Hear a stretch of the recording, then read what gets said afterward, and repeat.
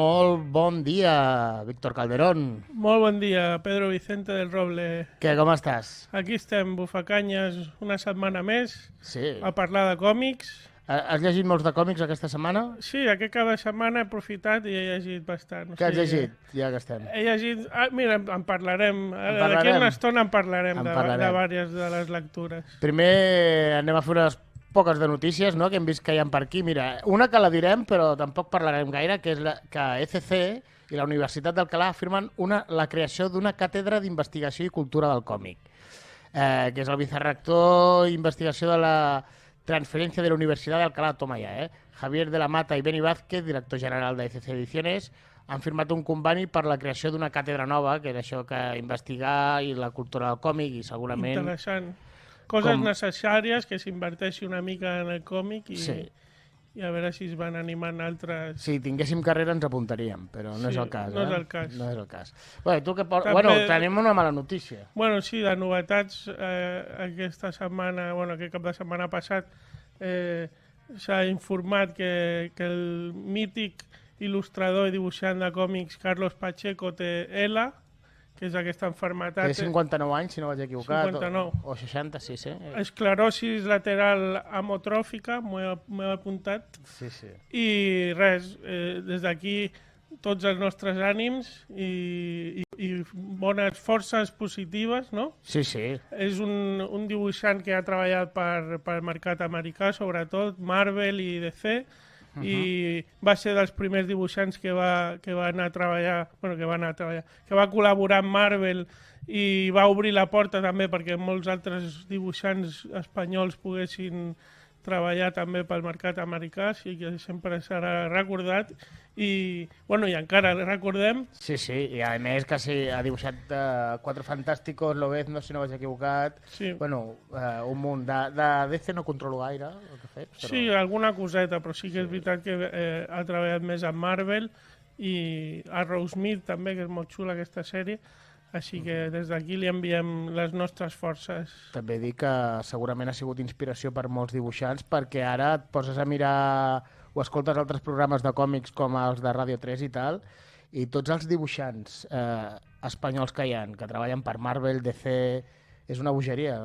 Mai ho pensaries fa 30 anys o així, Sí, no, i molts han aprofitat, amb la notícia aquesta han enviat també via Twitter i tal, xarxes socials he vist que molts també li enviaven ànims a en Carlos Pacheco.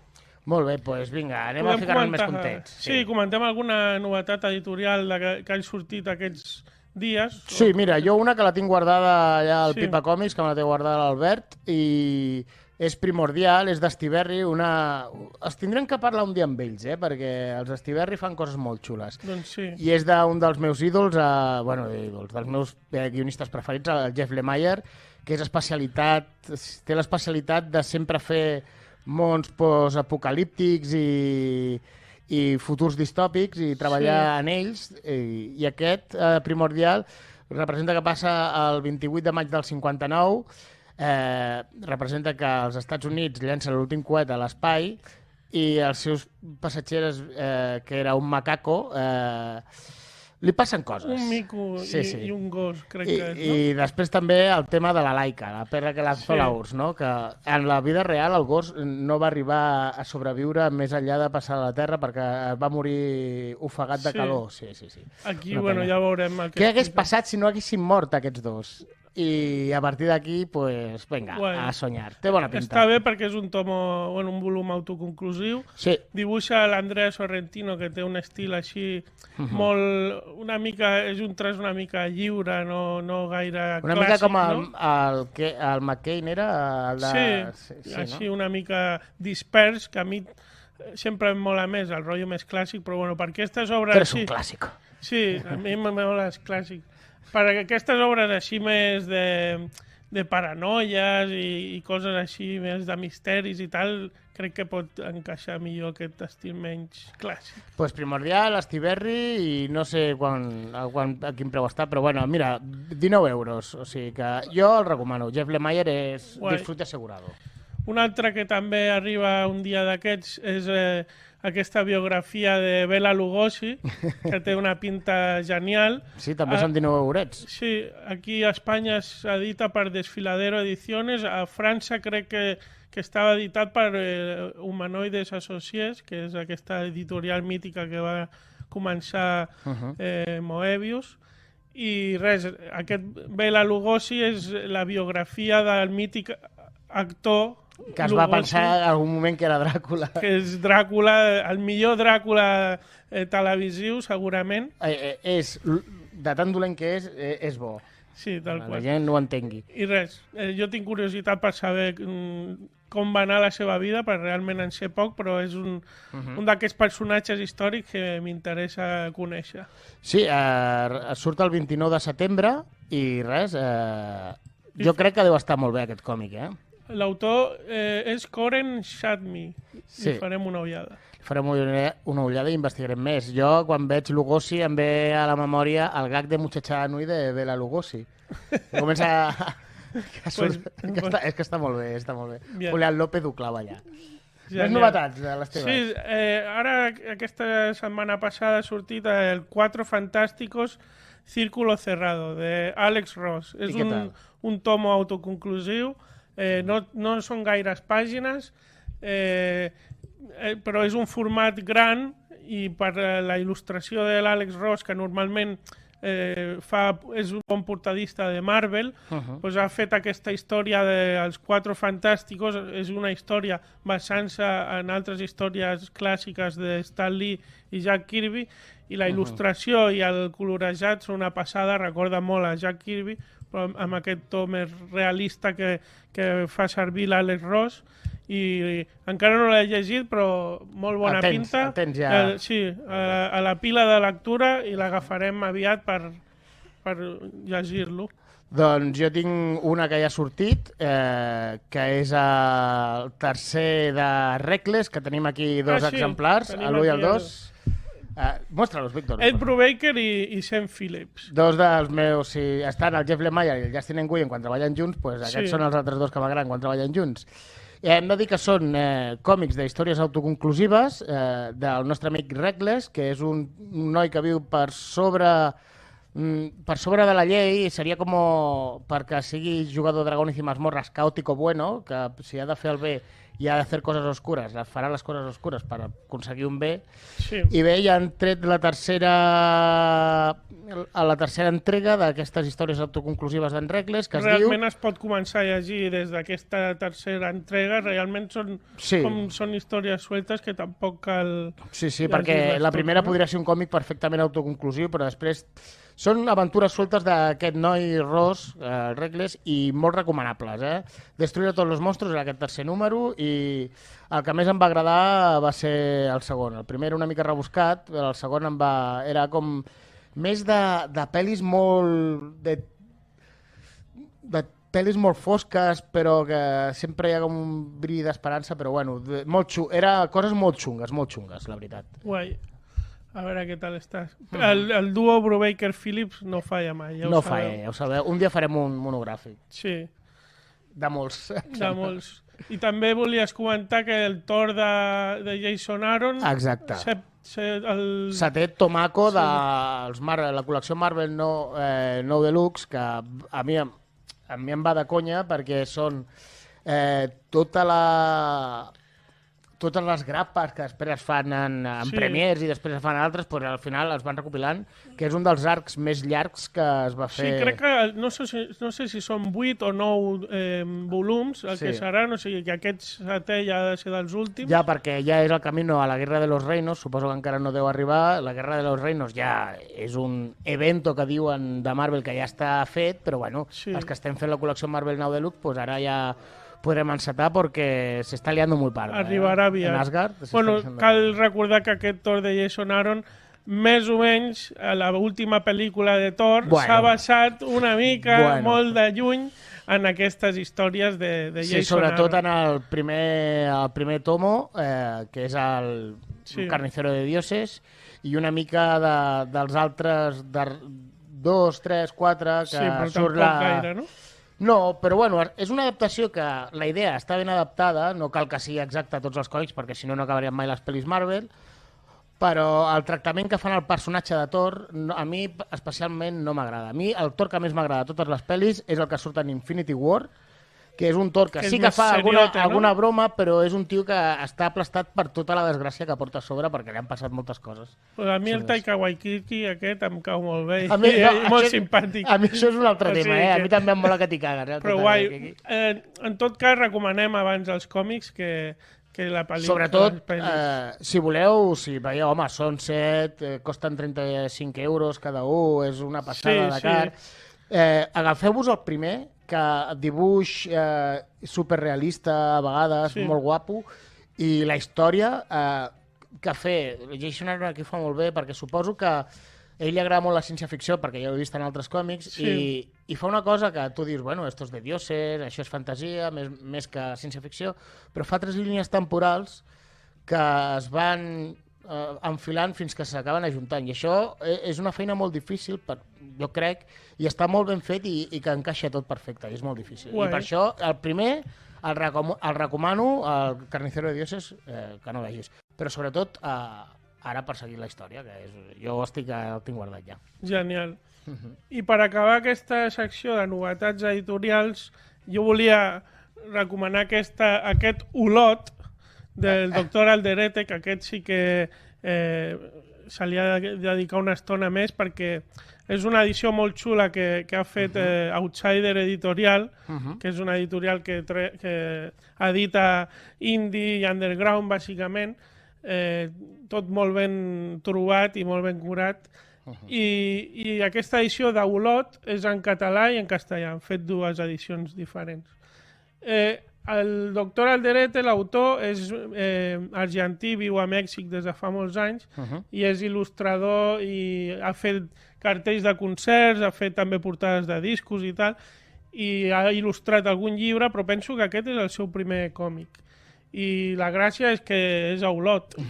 Si et dic Olot, què penses tu? Home, la boticària, l'assassí que estava en el... com es diu, en la residència, que matava els avis d'una forma molt cruel. És que Olot té històries molt misterioses. Olot, allò que fan de Barcelona Negra s'està equivocat de ciutat. Ha de ser Olot Negra i que ja comencin a muntar les històries. Mira, l'Olot Negra és aquest còmic, perquè realment és això. Són diversos capítols que parlen de misteris, assassinats i coses estranyes que han passat a la ciutat d'Olot. I està molt xulo perquè està explicat així amb diversos capítols i que hi ha una història que es va explicant entre els capítols, que sí que va avançant, i després hi ha aquests capítols que expliquen diferents situacions basant-se en el fet real, però també incloent alguna cosa de fantasia, no? Sí, l'autor també es deixa una mica. I no sé si ho sabies, però a Olot hi ha un moai de la isla de Pasqua, hi ha un moai... De veritat? Que està fet amb roca volcànica, perquè recordem que Olot és reconegut. El Cruscat, el Santa Margarida, em sembla que... Sí, els hi han fet uns quants passejos. A l'escola que vam anar tu i jo ens ensenyaven molt el tema dels volcans i Olot. I havíem anat d'excursió allà a veure els volcans. Doncs bueno, jo no ho sabia, però hi ha una escultura Moai feta amb pedra volcànica a Olot. I res, l'estil de dibuix del doctor Alderete es nota que és il·lustrador i dissenyador, perquè totes les pàgines de composicions són la hòstia, són perfectes, i fa servir un estil de línia clara però amb molta taca negra, que està molt guai. A tu això t'agrada? Sí, sí. I no sé, em recordava potser... Molt psicodèlic, utilitzant els colors. Té aquest toc també oníric, psicodèlic, misteriós, que li queda molt bé en aquestes històries. Perfecte. O sigui que lectura recomanada del mes, almenys. Aquest passa a la llista de potser les millors lectures de l'any. Ojo, Olot de Doctor Alderete. Aquí ho deixem i seguim amb les ressenyes de... Sí, però abans n'hi ha una notícia que no has dit que jo vull que la diguis. Sí, teníem aquí apuntat, és veritat. Tinc apuntat de novetats setmanals que s'ha confirmat la segona part de Constantine, la pel·lícula, protagonitzada per Keanu Reeves. Home, a mi la primera no em desagrada. No té res a veure, potser amb el còmic. S'allunya bastant del còmic. Però l'essència del personatge està, no? Podem dir. Sí, la pel·li està força bé, tot i no ser tan comiquera, potser, però està molt bé. I això, és veritat que havíem de comentar-ho, que Keanu Reeves tornarà a ser Constantine, que això està guai. I penso que va ser una pel·li que quan va sortir potser no ho va patar tant, però després, amb els anys, sí que s'ha anat revaloritzant. Així que res, gràcies a Warner Bros. I a veure quan l'estrenen, ja d'aquí 10 anys, suposo, perquè entre que comencen a gravar-la i tal, ja veurem. Doncs bé, anem a fer una ressenya important. Ja que avui tu has portat un tema, m'has dit, traeré esto. Sí. Jo, ostres, i he començat a pensar. Misteris i assassinats, he pensat jo. Així... Jo me'n vaig una mica cap per al mal, no? La meva ressenya és un spin-off, ja que tu vas parlar en el primer capítol dels Bufacanyes de Sandman, arriba un moment que... a veure, el còmic és molt antic, perquè l'hagi descobrit ara, ho sento. Arriba un moment que n'hi ha com una guerra entre Sandman i Lucifer, que encara no ha sortit a la sèrie de televisió, es barallen... Bueno, però no facis l'espoiler, digues, bueno, més o menys... Sí, és que això dic... És que ja realment... Ho haig de dir, ho haig d'explicar. Es barallen i guanya Sandman i podríem dir que Lucifer es deixa guanyar en el còmic i diu, mira, aquí tienes las llaves de l'infierno, yo me l'aspiro vampiro. I marxa, no? I a partir d'aquí segueix la història de Lucifer, de com ell amaga les seves ales, va amagant coses, una mica com el Sandman, no? Que perd certs objectes, però Lucifer també. I doncs crea un com es diu, un bar musical on la seva companya que surt a la sèrie, que parla, però en veritat no parla perquè té la cara cremada i no pot parlar, que es diu la McKinney o McKinsey té un nom així molt raro, que ara no recordo, i bé, va passant les històries. I doncs se va embolicar la troca amb unes cartes del tarot que prenen vida. La idea és que com que es va a la terra més terrenal, diguéssim... Sí, a viure com un humano vicioso. No vull saber res més de l'infern, però tot i així acaben passant coses. Sí, acaben passant perquè de cop i volta li arriben àngels al bar, Constantine el vigila en el bar, també el va vigilant, però ell està com molt desconnectat de tot, però passen certes coses i que Déu li demana ajuda per un tema i a partir d'aquí es comença a liar la troca i vas descobrint coses. Al final és molt autoconclusiu i és un final molt trist, però que a mi m'agrada. El guionista és el Mike Carey i pues, el segueixen tot aquest tipus de dibuixants. Sí, hi ha un piló de dibuixants. Però bueno, Mike Carey és un guionista que també va treballar per Hellblazer, per Constantine. Jo penso que és de les millors èpoques de Hellblazer i tot i que no he llegit aquest Lucifer jo te'l recomano. Els 3 tomos que van treure primers acaben amb la història, que es podria acabar com acaba, però ara han tret un que encara no me l'he llegit, que està a la pila de lectura, que és Lucifer, Muerte i Engaño, i no sé en quin punt de la història està situat, si està després d'aquesta o entremig d'aquestes. Ja us ho diré quan... Són uns altres guionistes, això sí. Exacte, Holly Black i Lee Garbett, i després altres dibuixants també que no surten en aquestes històries d'abans. Bueno, els 3 volums de Mike Carey recomanats, sí o sí. I aquest no ho sé. I l'altre ja el recomanarem, no? Més endavant. Jo em pregunto si Lucifer encara no hagués donat les claus de l'infern, es trobaríem a la senyora que tenim aquí davant. Però bueno, això deixem per un altre dia. Sí. I bé. I seguint, bueno... Dir que n'hi ha una sèrie a Netflix que va començar una sèrie i després se la va quedar a Netflix, que va d'aquest personatge, justament d'aquest còmic, i el que passa a la sèrie no té res a veure amb el que passa en el còmic. Això és molt més oníric i no és tan terrenal com en el còmic. Molt oníric. Ja us he dit, cartes del tarot que prenen vida, àngels, gent immortal, Déu... És un bon complement, llavors, la sèrie amb el còmic, no? Suposo. Sí, bueno, tu la veus i veus que Lucifer ara vive en la Tierra i ajuda a los polis a resolver casos de asesinato. No té res a veure amb això, però jo us recomano la sèrie perquè és entretinguda. Guai. Però no té res a veure. I parlant de sèries, aquí ja... I de Netflix. I de Netflix. Que giro massa. Has vist, que ben hilat, Aquests dies s'ha estrenat la sèrie Dagmer, que va sobre un assassí De fet, el dimecres passat. El dimecres passat va ser Sí. un assassí en sèrie molt popular Als Estats Units. als Estats Units. Molt popular i fastigós, també. Sí, bueno, molt popular, però en plan negatiu. Sí. Va assassinar... bueno, se li atribueixen 17 assassinats. No ni un ni dos. No ni un 17. ni dos, 17. I canibalisme amb alguns dels cadàvers i coses molt estranyes i de mal cos, no? Que et deixen mal cos. Bueno, sí, que de fet a la sèrie arriba un moment que es veu una discoteca Sí. i sona una música que és un dels videojocs amb la banda sonora més mítica, que és la del Street of Rage 2. que és com cantos gregorianos. Que allò deu ser un remix. Sí, cantos gregorianos, però amb un tecno electrònica de fondo molt guai. Molt guai. Bueno, la sèrie encara no l'hem acabat, però ens està només agradant, hem vist el primer capítol, que fa molt de fàstic, i sort que no podem olorar com deu olorar la casa d'aquell senyor, perquè té. Està guai. Mira, quan estava mirant la sèrie em vaig recordar a Bruce Baker, Sean Phillips i el Reckless, perquè el segon àlbum, el segon tomo, no té que veure amb això, però sí que hi ha mucha matanza i asquerosidad. Vale.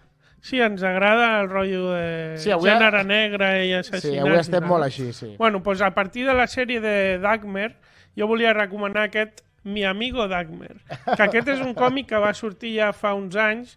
L'autor l'havia editat primer, ell autoeditat i als 90, i després va treballar una altra vegada en el volum i el va tornar a editar més treballat, diguéssim.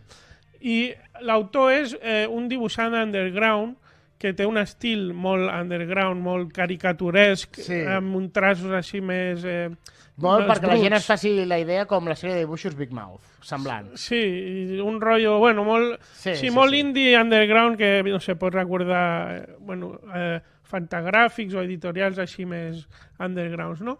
I en aquest, l'autor és el Derf Bagderf, que resulta que anava a l'escola amb el Dagmer.